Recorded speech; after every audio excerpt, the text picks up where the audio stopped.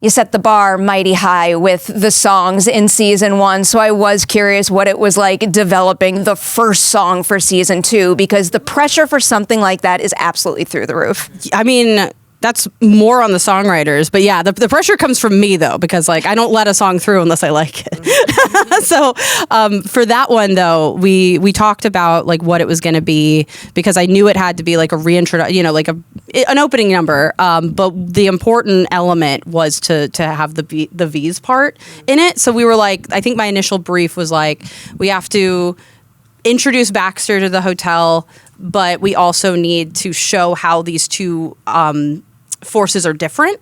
And so I think it was the boys that came up with the idea of the person being introduced through the song, like starting at the hotel and then going and being introduced through the whole machine of the Vees, which I loved. I was like, that's genius.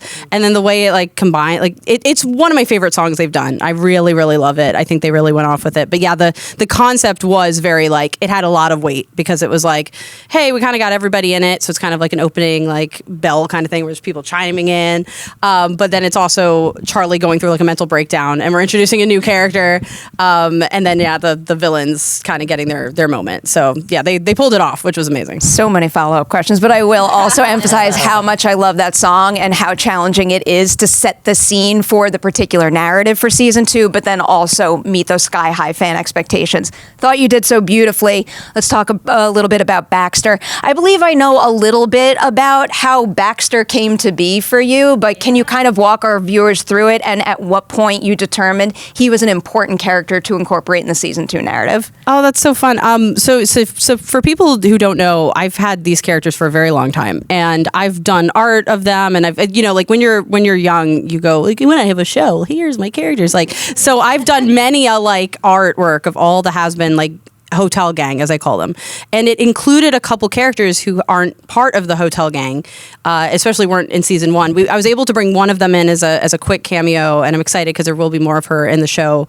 But Mimsy was one of those characters, and so Baxter was another one of those characters. And for a while, I didn't know what to do with him, because he was kind of like he is. In a way, he got replaced by Sir Pentious, because like the kind of nerdy, like silly goofball scientist character, I was like, I like Pentious more, so I'm gonna.